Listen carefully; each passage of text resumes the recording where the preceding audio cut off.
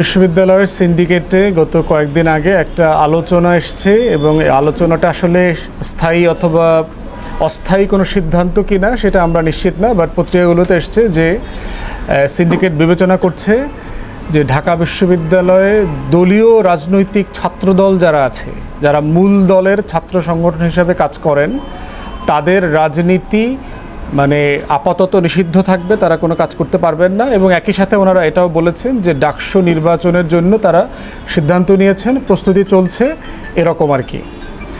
তো সেই বিষয়ে আমরা বারবার এই পজিশন আমার পক্ষ থেকে ব্যক্তিগতভাবে আমি পরিষ্কার করেছি যে কোনো ক্যাম্পাসে রাজনৈতিক দলের কোনো ছাত্র সংগঠনের পক্ষে আমি নই। আমার অবস্থা খুবই পরিষ্কার। শুধুমাত্র ছাত্ররা কাজ করবে ছাত্র সংসদ ভিত্তিক। ছাত্রদের নেতা হবে কোনো দলের মনোনীত কোনো XYZ না। ছাত্রদের নেতা হবে সংসদে নির্বাচিত ছাত্র প্রতিনিধিরা। এবং ৭১-এর যুদ্ধে ছাত্র সমাজের যে অবদান, সেই জায়গাটা হতে পেরেছে এই কারণ তখন ৭১-এ, ৭০-এ, ৬৯-এ নির্বাচিত ছাত্র সংসদ ছিল।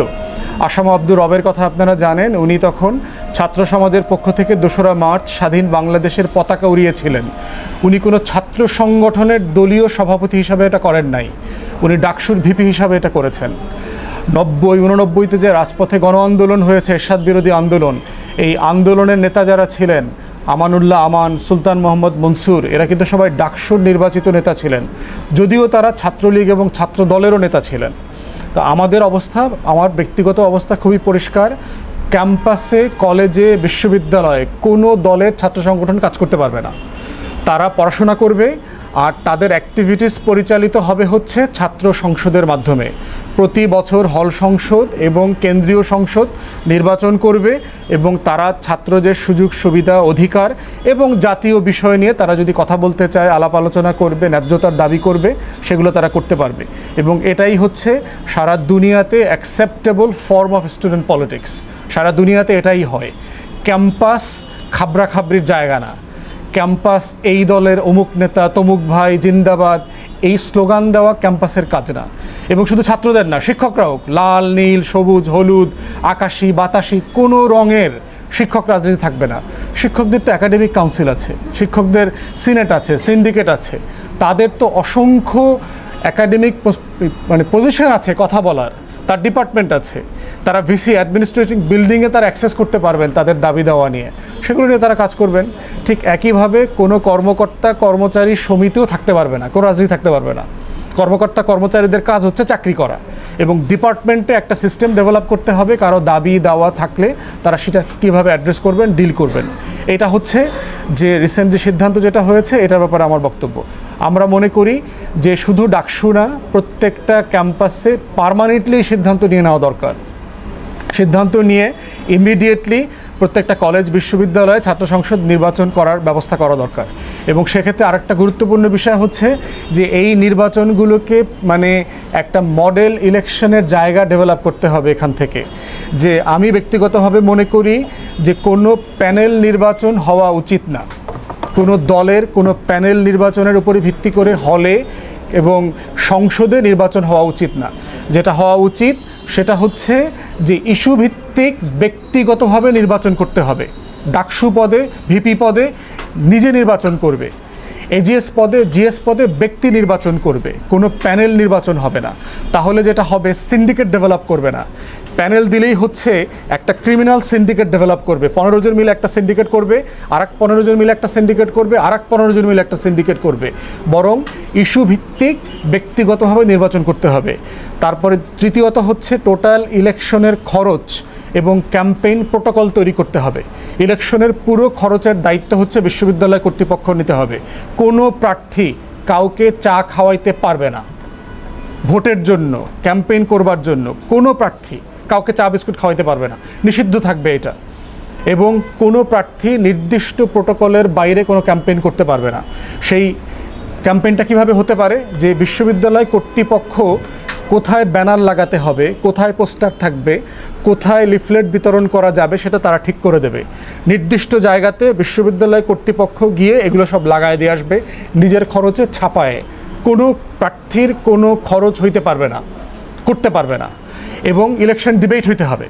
চাকসুতে যারা নির্বাচন করবেন, আপনারা দেখেছেন আমেরিকাতে ইলেকশন ডিবেট হয়, সেখানে ভিপি পদে, জিএস পদে, এজিএস পদে যারা নির্বাচন করবেন তাদেরকে ছাত্রদের সামনে টিএসসিতে, শাহবাগে অথবা কলাভবনে, রাজু ভাস্কর্যের সামনে ওপেন পাবলিক ডিবেট হইতে হবে। এই ডিবেটের মধ্য দিয়ে ছাত্র সমাজ বেছে নেবে কারা তাদের ছাত্র সমাজের নেতা হবে। এইভাবে প্রোটোকল করে একটা মডেল ইলেকশনের দিকে আমাদের যেতে হবে, যারা জেনুইনলি ইলেক্টেড হবেন এবং ছাত্র সমাজের নেতা হিসাবে স্বীকৃত হবেন। এইটা হচ্ছে আমার ছাত্র রাজনীতি নিয়ে আমার বক্তব্য। দ্বিতীয় আর একটা বিষয় ছাত্র রাজনীতি কেন্দ্রিক আসছে, সেটা হচ্ছে যে শিবিরের ছেলেরা রাজনীতি করতে পারবে কিনা। প্রশ্ন হচ্ছে পরিবেশ পরিষদ কারা ক্রিয়াশীল না, এই আলোচনা আমার আগের আলোচনার মাধ্যমে সমাধান হয়ে গেছে যে কোনো রাজনৈতিক ছাত্র সংগঠন কাজ করবে না, এটা হচ্ছে আমার পজিশন আর কি। আর তাহলে কারা কাজ করবে? ব্যক্তি কাজ করবে, ব্যক্তি ছাত্র কাজ করবে, ব্যক্তি ছাত্র ক্যাম্পেইন করবে। আমরা বিদেশে দেখেছি, বাংলাদেশে ঢাকা বিশ্ববিদ্যালয়কে বলা হচ্ছে এটা নাকি প্রাচ্যের অক্সফোর্ড, কিন্তু অক্সফোর্ড যেটা পশ্চিমে আছে, যেটা ইংল্যান্ডে আছে, ওটার সাথে তো কোনো কিছুর মিল নাই দালান কোঠা ছাড়া। ঢাকা বিশ্ববিদ্যালয়ের টোটাল বাজেট হচ্ছে 1100 কোটি টাকা, 1200 কোটি টাকার মতো। সেখানে অক্সফোর্ডের শুধু গবেষণার বাজেট হচ্ছে 9000, 10,000 কোটি টাকা। এবং ঢাকা বিশ্ববিদ্যালয়ের যে বাজেট, এর ভিতরে আপনার 100-200 কোটি টাকা থাকে গবেষণাতে। তাও হচ্ছে আবার আওয়ামী লীগের গুন্ডা পান্ডা, ছাত্রলীগ, যুবলীগ, এদের ভিতরে বিতরণ করে পিএইচডি করতে পাঠানো হয়। এর ভিতরে কোনো মেধা নাই। অতএব কেন অক্সফোর্ড প্রতি বছর একটা দুইটা, কেমব্রিজে একটা দুইটা পায়, নোবেল পুরস্কার পায়, আর আমাদের 100 বছরে আমরা একটা নোবেল পুরস্কার কেন পাইলাম? অতএব ঢাকা বিশ্ববিদ্যালয়ের গৌরবের জায়গা ছাত্র রাজনীতি না, ছাত্র সংগঠন না। ছাত্র রাজনীতি নিয়ে, বাংলাদেশে ছাত্র সংগঠন নিয়ে গৌরব করার জায়গা খুব সামান্য, নাই বললেই চলে। বাংলাদেশ এই রাষ্ট্রের যত লুটপাট, এই দেশটাকে যারা ডুবিয়েছে, এর পিছনে সবচেয়ে বেশি রোল প্লে করেছে সাবেক ছাত্র নেতারা। বাংলাদেশের সব চোর বাটপারকে একসাথে করে দেখবেন, যারা দেশটাকে লুটপাট করে খেয়েছে গত 53 বছর, এর সাথে দায়ী হচ্ছে ওই ছাত্রনেতারা। অতএব বাংলাদেশে একটা নিউ সেট অফ লিডারশিপ দরকার। পূর্বের সিস্টেমে, পূর্বের মতো করে, আগের মতো করে মিছিল মিটিং করে, তেলবাজি করে ছাত্রনেতা হয়ে এমপি মন্ত্রী হবার যে কালচার, এই কালচারের লাগাম টেনে ধরতে হবে। বাংলাদেশকে ওন করে এমন যোগ্য ছেলেমেয়েরা মেধার ভিত্তিতে নেতা নির্বাচিত হবে এবং তারাই জাতীয় রাজনীতিতে অবদান রাখবে। এটা হচ্ছে আমরা দেখতে চাই।